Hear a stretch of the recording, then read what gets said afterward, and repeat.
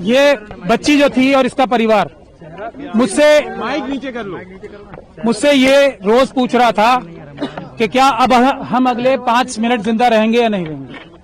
अब कम से कम मैं इन्हें ये बता सकता हूं कि आपके पास अभी बहुत छोटी सी रिलीफ मिली है। बिल्कुल हमें इसको विक्ट्री नहीं कहना चाहिए, मैं इसको विक्ट्री नहीं कह रहा हूं, ये विक्ट्री नहीं है।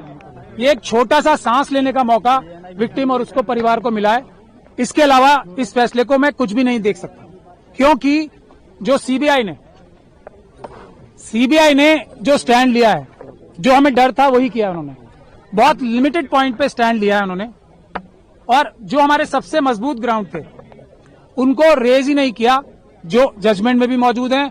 और अगर सीबीआई के पास तो हमारी रिटर्न सबमिशन भी मौजूद थी ना, जो हमने हाईकोर्ट में फाइल की थी, ना उन्होंने हमसे कंसल्ट किया ताकि हम उनकी पिटीशन बेहतर बनाने की कोशिश करते, ना उन्होंने हमें पार्टी बनाया और कोशिश ये की कि हमें लास्ट मोमेंट तक उनकी जो एसएलपी फाइल है वो भी ना मिले।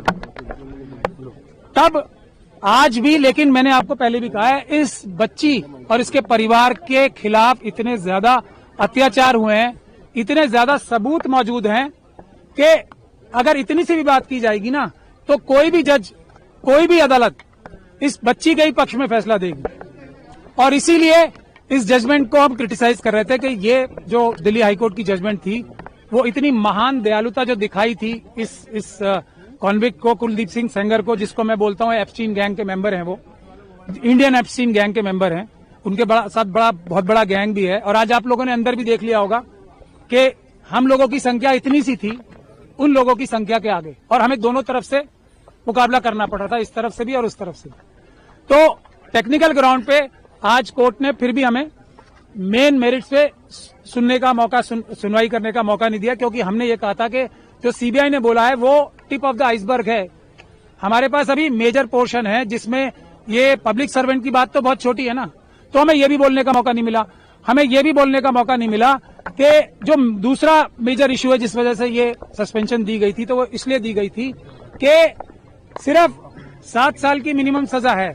अब जब मिनिमम सजा इतनी है तो इसको छोड़ देना चाहिए। ये एक ग्राउंड था जो हम चैलेंज करेंगे भी, अभी क्रिटिसाइज भी करेंगे।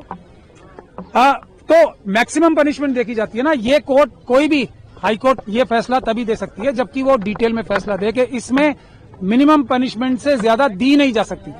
हम ये भी नहीं बता पाए, मैं भी आपको 3-4 पॉइंट ही बता रहा हूं। हम ये भी बताना चाहते थे कोर्ट को कि जो थ्रेट परसेप्शन की बात की है वो बिल्कुल परवर्स है। इस बच्ची के तो पिता को मारा गया, इस बच्ची के साथ रेप, गैंग रेप किया गया, इस बच्ची के वकील को मारा गया, इस बच्ची के मौसी चाची को मारा गया। उसके बाद भी जब अपील चल रही थी, उस दौरान भी जब सिक्योरिटी विड्रॉ करा ली सेंट्रल गवर्नमेंट और स्टेट गवर्नमेंट के बड़े बड़े वकीलों ने यहाँ पेश होके, तब भी 2-2 एफआईआर कराई। तो हम ये भी बताना चाहते थे कि ट्रायल जो हाईकोर्ट थी, ऑनरेबल बेंच ऑफ हाईकोर्ट जो थी, उसने ये भी कंसीडर नहीं किया कि जैसे ही सिक्योरिटी विड्रॉ हुई हमले शुरू हो गए।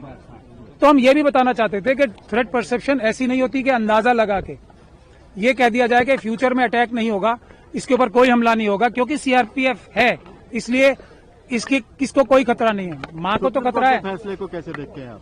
मैंने आपको बताया ना, ये मरते हुए नहीं, जो इसको जीत कहेगा, वो जो जीत कहेगा इसको, वो धोखा देगा देश की जनता को भी और पूरी न्यायिक व्यवस्था को। सबसे बड़ा धोखा होगा अगर इसे जीत बोला जाए। मेरी बात सुन लीजिए, ये जीत नहीं है। जीत क्या है? इस बच्ची की क्या जीत होगी? इस बच्ची को दर की ठोकरें खानी पड़ रही है। इतने छोटे छोटे 2 बच्चे हैं उसको कल मार दिया जाएगा, परसों कोई सिक्योरिटी नहीं है। इस बच्ची का क्या जीत होगी? इसके पिताजी की हत्या कर दी, इसकी माताजी को विधवा कर दिया, इस बच्ची की जीत कहाँ होगी? अब इसके वकील को मार दिया गया, इसकी मौसी चाची को मार दिया गया, और ये सड़कों पे दर भटक रही है। इसकी जीत होगी क्या? इसकी क्या जीत? मैं सीबीआई ने हमें पार्टी नहीं बनाया। सुरक्षा छोड़िए, पहले जो जितने लोगों को, क्रिमिनल्स को जो बुलेट प्रूफ गाड़ियां दे रखी हैं, बड़े बड़े घर दे रखे हैं, आप लोग इस पे स्टोरी करो ना। क्या ये बच्चियां? नहीं, मैं एक मिनट बता रहा हूँ, एक मिनट पहले एक लाइन तो बोलने दो। हाथरस की बच्ची है ना, जब वो भी मरने लगेंगे तभी उनका भी ख्याल होगा, उसका परिवार का कोई ख्याल नहीं हो रहा ना। ये हमारी, बस लास्ट लाइन बोलिए, ये हमारी सिस्टम का फेलियर है, हमारी सोसाइटी का फेलियर है कि हम 2 दिन 4 दिन तो किसी इशू के बारे में एक्टिव रहते हैं, उसके बाद निरंतरता नहीं होती। यही जो गीत है ना एप्स्टीन गैंग के, ये बात इस बात को जानते हैं कि 5-6 दिन 1 महीने से ज्यादा देश की जनता भूल जाएगी, क्योंकि अपनी परेशानियों में मुब्तला हो जाती है। मैं इसको, अगर आप इसको रिलीफ कह रही हो कि जो इतनी एक तरीके से पूरी तरीके से कानून व्यवस्था और सब लॉ के खिलाफ जो हाईकोर्ट की जजमेंट थी उसको रोक दिया गया, तो फिर मैं रिलीफ कह सकता हूं, लेकिन ये बच्ची को